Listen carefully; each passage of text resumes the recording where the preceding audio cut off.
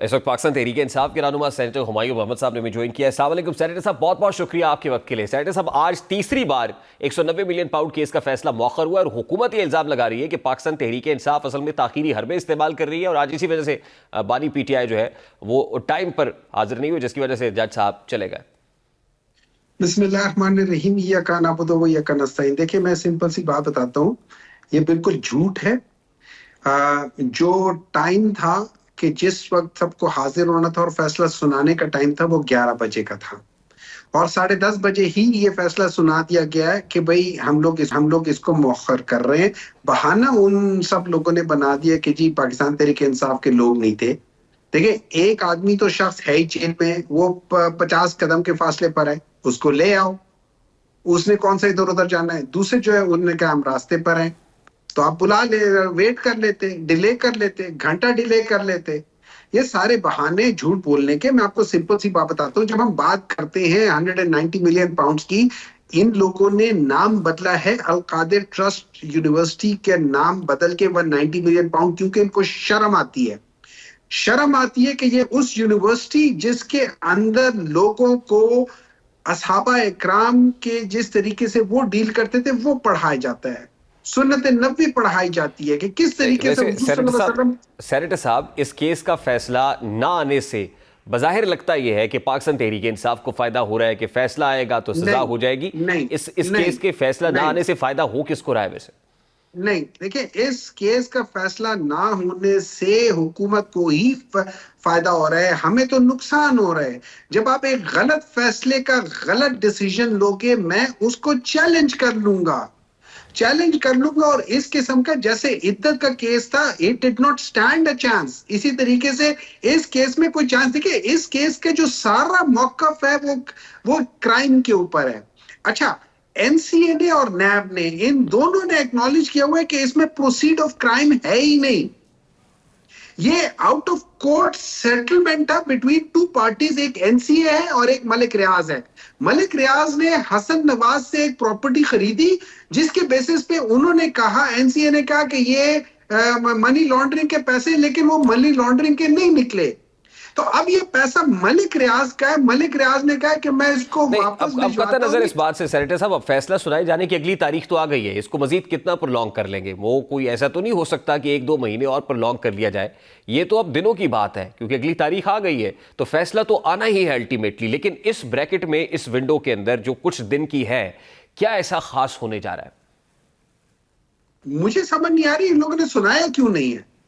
सुना देते। मतलब इसमें देखिए, ये पहली बार है कि जो कैदी है वो कह रहा है फैसला सुनाओ, जो हुकूमत और जज है वो नहीं सुना रहे।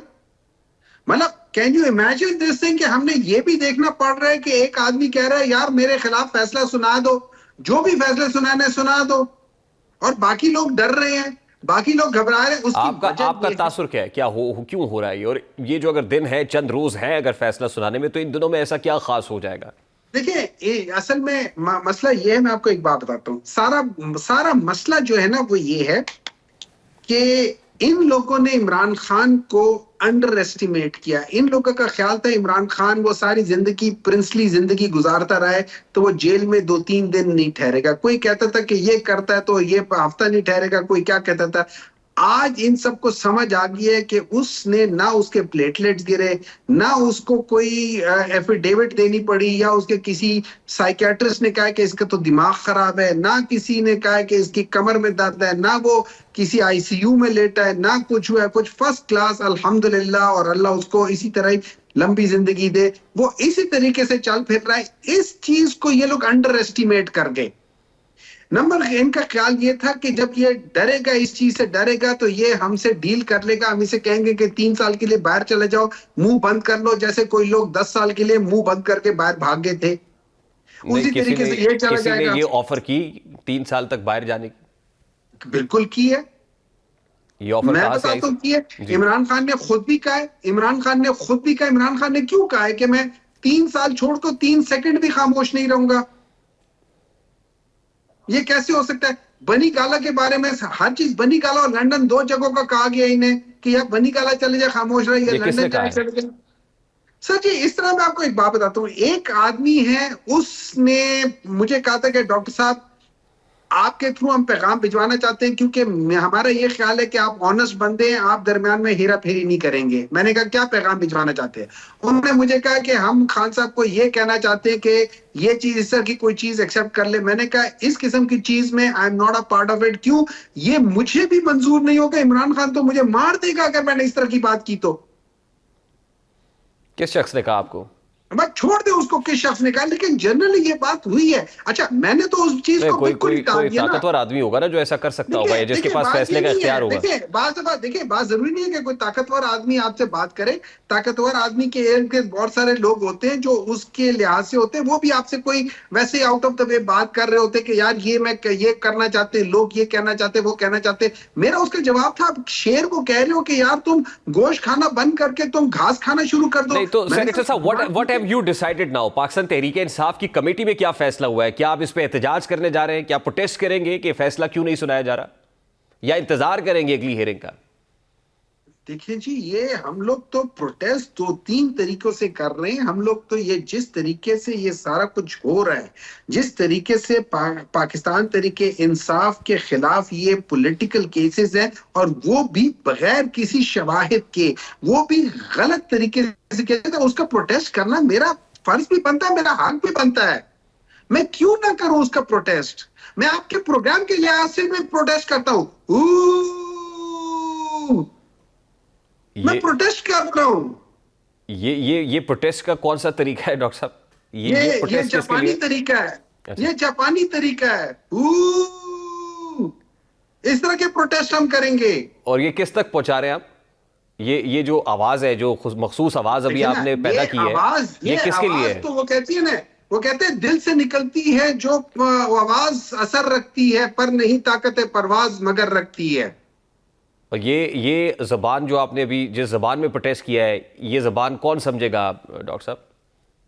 समझने वाले समझ जाएंगे। हाँ, आपको पता है कि ये तो आजकल के गवर्नमेंट ने खास तौर पे इशारा दिया कि इस तरह का प्रोटेस्ट किया करो। नहीं, इसको डी कोड भी तो करना है ना। ये बड़ी कोडेड लैंग्वेज है, इसको डी कोड भी तो किसी जगह करना है ना। ये क्या है आपने? ये जो आपने आवाज पैदा की है, इसमें क्या कहा है अभी आप? ये आप इसको एक साइफर समझे, जाके प्राइम मिनिस्टर साहब को कहें कि इसको डी कोड करवाएं, आपको पता चल जाएगा कि उसमें मैंने क्या कहा है। कोई ऐसी बात तो नहीं जो एक्सपंज करनी पड़े, ये जो भी आपने कहा है? नहीं, देखिए ना, कोई गैर पार्लिमानी तो नहीं है? वो तो जब डिकोड करेंगे वो तो खुद ही समझ आ जाएगी। अच्छा, मैं आपको दिखा देता हूं कुछ ऐसी ही बातें आज हमने असेंबली में भी देखी और सुनी है। जरा चलाएं प्रोड्यूसर साहब, चलाइए जरा। इंपॉर्टेंट अनाउंसमेंट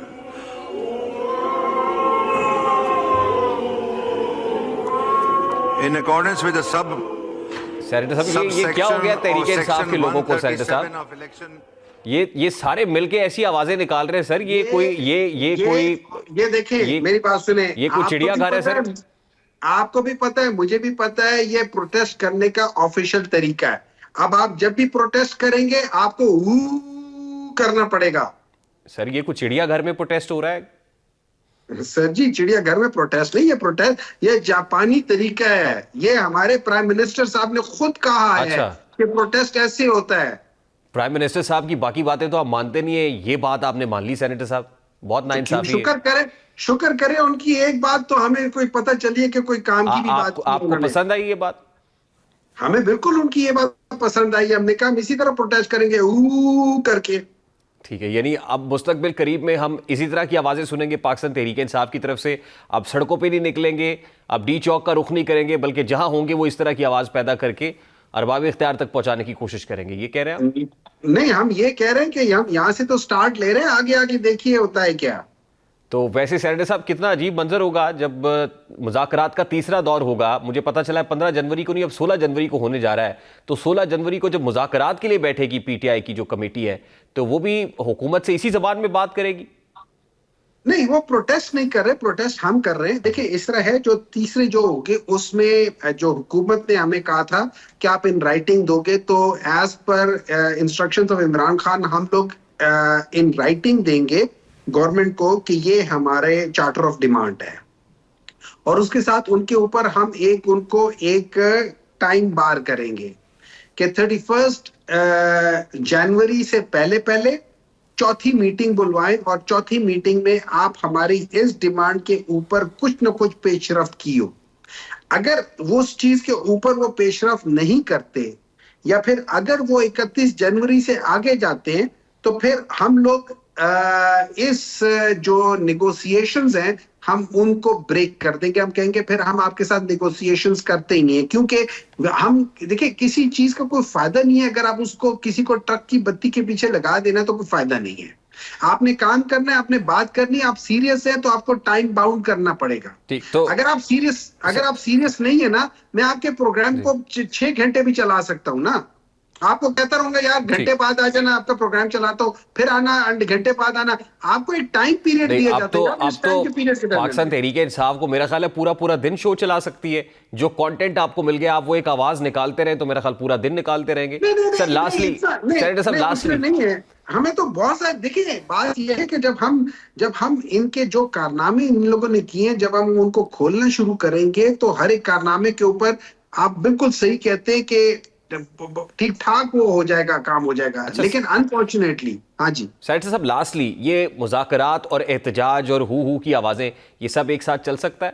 यानी एक तरफ मुज़ाकरात हो रहे हैं, दूसरी तरफ ये आवाजें हैं और एहतजाज हो रहा है, एहतजाज और मुज़ाकरात पैरेलल हो सकता है? सर बिल्कुल पैरेलल हो सकता है। इसको सीरीज में होने की जरूरत नहीं है, इसको पैरेलल हो सकता है, बिल्कुल हो सकता है। वो देखिए एहतजाज अपना हमारा हक है, उसके आप अक्सर देखते होते हैं कि सड़कों पे एहतजाज भी हो रहा होता है और नेगोशिएशंस भी हो रही होती हैं, तो वो तो पैरेलल हो सकता है। अब हम लोग इन्होंने कहा है कि आप सड़कों पे ना निकलो, तो हमने कहा नहीं निकलते, हम उसी लिहाज से करेंगे। एहतजाज करना हमारा हक है, हमारा फर्ज है, तो हमने कहा चलो हम अच्छे तरीके से, जिस तरीके से कहा गया है कि एहतजाज करो, हम वैसे एहतजाज करेंगे और इन द मीनवाइल हम डिस्कशंस भी कर लेंगे। बहुत बहुत शुक्रिया।